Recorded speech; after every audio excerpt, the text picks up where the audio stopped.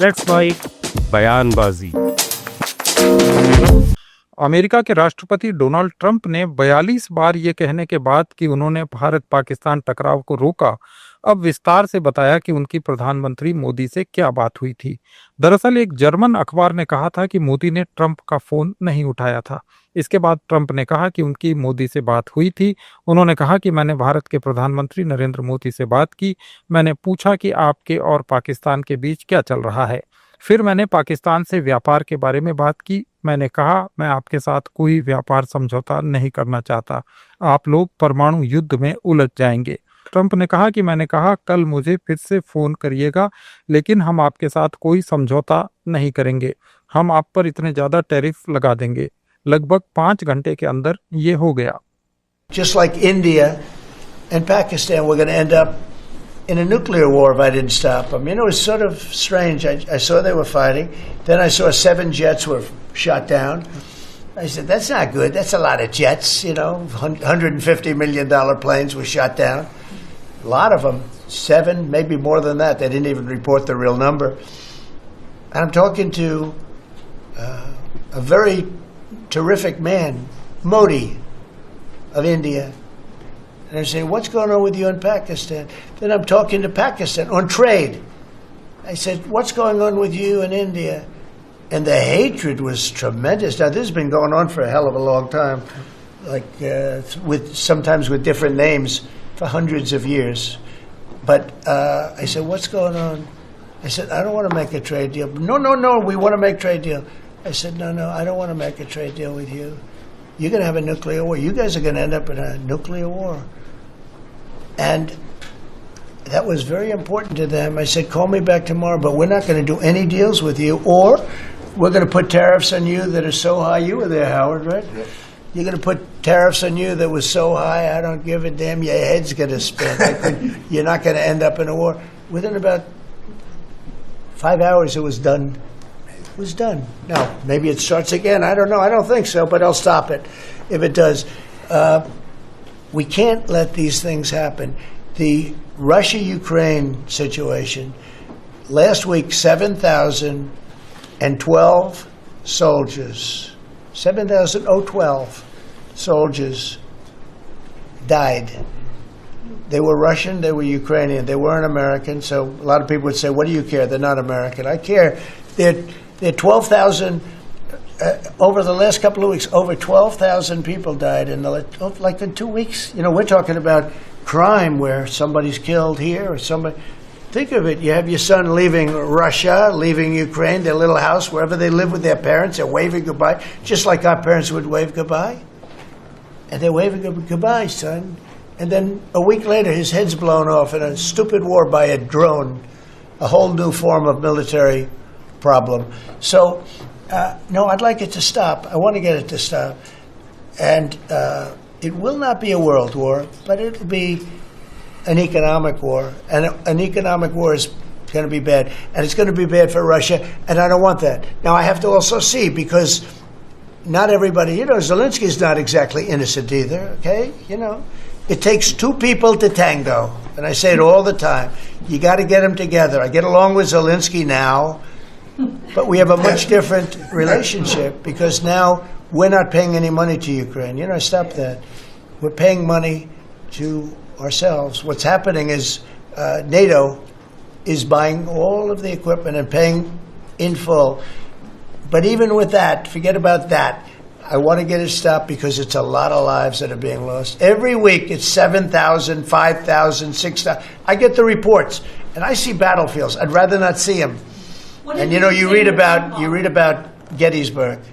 You read about Gettysburg, and you see, you know, those 600,000 people. But in that war in particular, it was really bad, like 150,000 or something, just dead body. I'm seeing the same. I see pictures. I see satellite pictures of heads over here. RSS प्रमुख मोहन भागवत ने RSS के एक कार्यक्रम में हिंदू शब्द की व्याख्या की। उन्होंने कहा कि जो अपने रास्ते पर चले, दूसरों की श्रद्धा का सम्मान करे और सबसे मिलजुल कर चले, ये संस्कृति जिसकी है वह हिंदू है। आप यहाँ इस सभागृह में आने के लिए कहाँ से चले? एक ही रास्ता थोड़ी था। जहां से चले वैसा रास्ता था। और कोई रास्ता ठीक भी था, कोई रास्ता खराब भी था। रास्ता खराब है इसलिए आप घूम कर भी आए होंगे, रास्ता खराब है तो भी समय पर पहुंचेंगे इसलिए उसी खराब रास्ते से भी आए होंगे। ये अपना अपना मन है। ऐसे अनेक पथ है। रुचि नाम वैचित्र्यात रुजु कुटिल नाना पथयुताम नृणाम, नृणाम यानी आदमियों का एको गम्या, एक ही जगह जाना है सबको।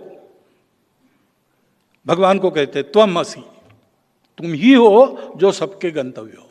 नृणाम एको गम्यस्त्वम असि। कैसे? पयसाम अर्णवयेव।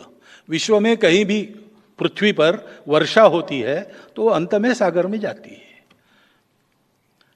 ये श्रद्धा रखने वाले सबको उन्होंने एक नाम दिया, हिंदू।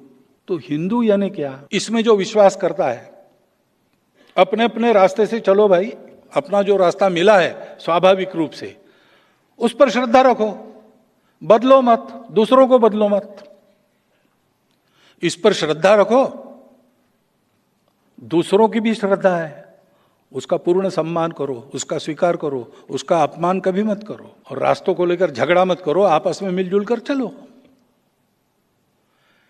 ये परंपरा जिनकी है, ये संस्कृति जिनकी है, वो हिंदू है। और ये परंपरा संस्कृति ऐसी क्यों बनी? इसका कारण भारतवर्ष है। संघ प्रमुख ने स्वयंसेवकों से कहा कि संघ के बारे में बहुत सारी चर्चाएं चलती हैं, इसलिए अपनी तरफ से संघ की सत्य और सही जानकारी देनी चाहिए। उन्होंने कहा कि संघ पर जो भी चर्चा हो वह परसेप्शन पर नहीं बल्कि फैक्ट्स पर होनी चाहिए। इस बीच असम के मुख्यमंत्री हेमंता बिस्वा शर्मा ने कहा है कि धुबरी में दुर्गा पूजा तक शूट एट साइट आदेश जारी रहेगा। शर्मा ने कहा कि यहाँ सनातन धर्म के लोग अल्पसंख्यक हैं और कट्टरपंथियों से उनकी सुरक्षा हमारी प्राथमिकता है। दुर्गा पूजा अपनी धुबुरीत जो समय उत्तप्त आছিলে সেই সময়তে গৈছিলে আৰু কিছুদিন আগতে জামায়াতে ইছলামী ধুবুৰীত কোনো উৎপাত নাই, ধুবুৰীত একো গণ্ডগোল নহয়। দুৰ্গা পূজাৰ সময়তো শুট এণ্ড সাইট অৰ্ডাৰ থাকিব।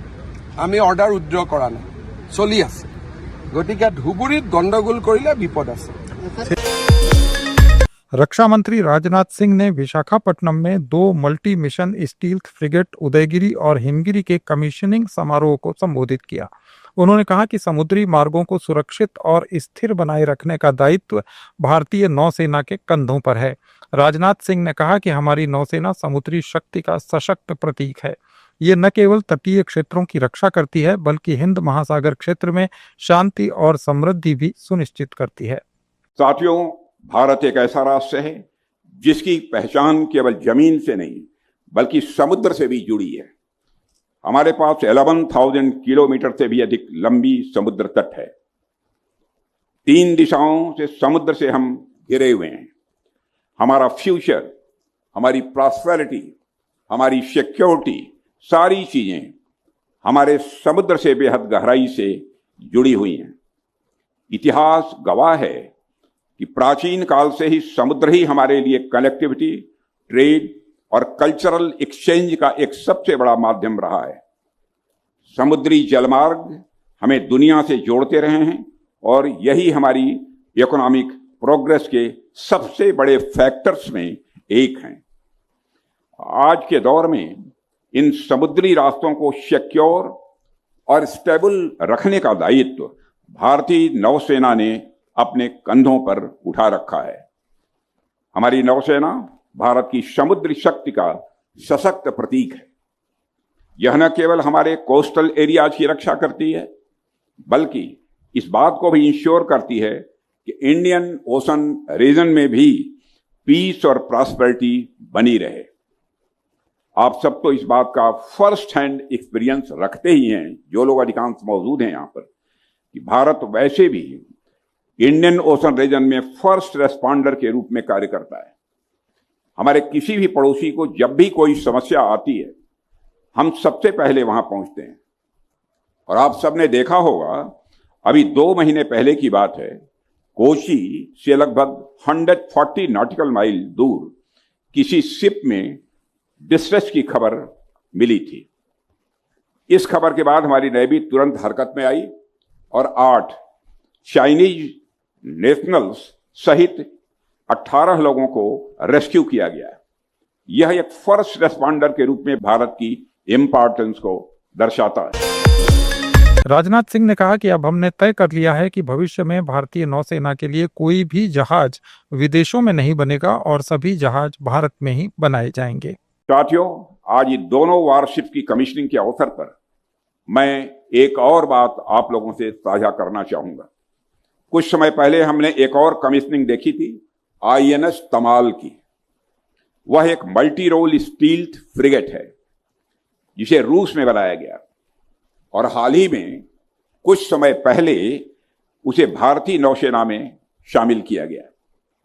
INS तमाल का इंडक्शन हमारे लिए गौरव का विषय है, लेकिन इससे भी बड़े गौरव का विषय यह है कि भारत के लिए फॉरेन मेड शिप का आखिरी ऑर्डर था।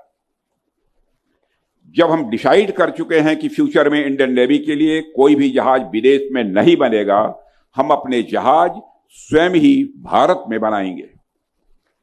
देवियों और सज्जनों, यह आत्मनिर्भरता का हमारा पक्का संकल्प है। यह डिफेंस प्रोडक्शन में सेल्फ रिलायंस की ओर हमारा यह बहुत ही डिसाइसिव स्टेप है। INS उदयगिरी और INS हिमगिरी उसी संकल्प का प्रमाण है, मैं यह मानता हूं। उपराष्ट्रपति पद के चुनाव के लिए कैंपेनिंग जोरों पर है। इंडिया गठबंधन के उम्मीदवार बी सुदर्शन रेड्डी ने एक कार्यक्रम में कहा कि नेताजी और लोहिया जी से उन्होंने बहुत कुछ सीखा, लेकिन हिंदी में भाषण देना नहीं सीख पाए। उन्होंने कहा कि दिल में ख्वाहिश है कि हिंदी में भाषण दूं। आप तो सोच रहे होंगे हिंदी में 2 शब्द बोल दिए, फिर उसके बाद में अंग्रेजी शुरू कर दिए, क्या हो रहा है। लोहिया जी से हम बहुत कुछ सीखे हैं, नेताजी के साथ भी बहुत कुछ सीखे हैं, मगर एक ऐसी बात हो गई, दक्षिण भारत से आता हूं मैं, हिंदी में भाषण देने का सीख नहीं पाया, लेकिन हमेशा कोशिश करते रहता हूं। जब कभी आते हैं, उत्तर प्रदेश आते हैं या बिहार जाते हैं, हिमाचल प्रदेश आते हैं, थोड़ा बहुत बोलने के लिए कोशिश तो करते हैं और वो कोशिश तो जारी रहेगा। दिल में तो बहुत ख्वाहिश है कि मैं आपसे हिंदी में बात कर रहा हूं, लेकिन शायद हो नहीं पाएगा, कोशिश करते हैं।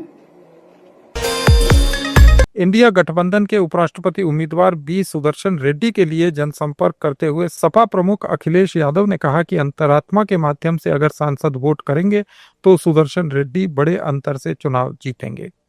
आत्मा के माध्यम से वोट पड़ेगा तो हमारे प्रत्याशी न्यायमूर्ति वी सुदर्शन रेड्डी ऐतिहासिक वोटों से जीत करके उस पद पर बैठने का काम करेंगे।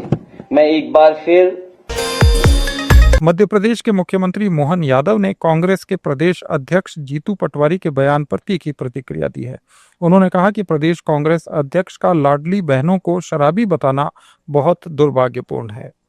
प्रदेश कांग्रेस अध्यक्ष द्वारा लाडली बहनों को शराबी बताना ये बहुत दुर्भाग्यपूर्ण बात है। बहनों का ये अपमान मध्य प्रदेश बर्दाश्त नहीं करेगा। आज कांग्रेस प्रदेश अध्यक्ष ने इस बात को बड़े बेशर्मी से के साथ बताया कि प्रदेश की बहनें सबसे ज़्यादा शराब पीती है। ये एक तरह से उनकी छोटी मानसिकता है। उनके ही एक पुराने कुछ दिन पहले कांग्रेस के नेता ने कहा था कि लाडली बहनों को बोरे में बंद कर देंगे। ये ध्यान रखें, बहनों के लिए इस प्रदेश में क्या देश में किस प्रकार का सम्मान होता है। और आज हरतालिका तीज है, तीज के त्योहार के दिन बहनों का अपमान ये हमारी सरकार बर्दाश्त नहीं करेगी, ना हमारी पार्टी बर्दाश्त करेगी। जनता इसका पूरा हिसाब चुकता करेगी। कांग्रेस राष्ट्रीय अध्यक्ष को माफ़ी मांगना चाहिए और उनको इस बात के लिए खेद व्यक्त करना चाहिए कि उनने मध्य प्रदेश की बहनों का जो अपमान करने का जिनको दायित्व दिया है उनको पदों से हटा के बाहर करें। आप सुन रहे थे let's mike more than radio. Follow कीजिए हमें हमारे सोशल मीडिया प्लेटफॉर्म्स पर। Download the app now from Play Store, available both on Android and iOS mobile phones.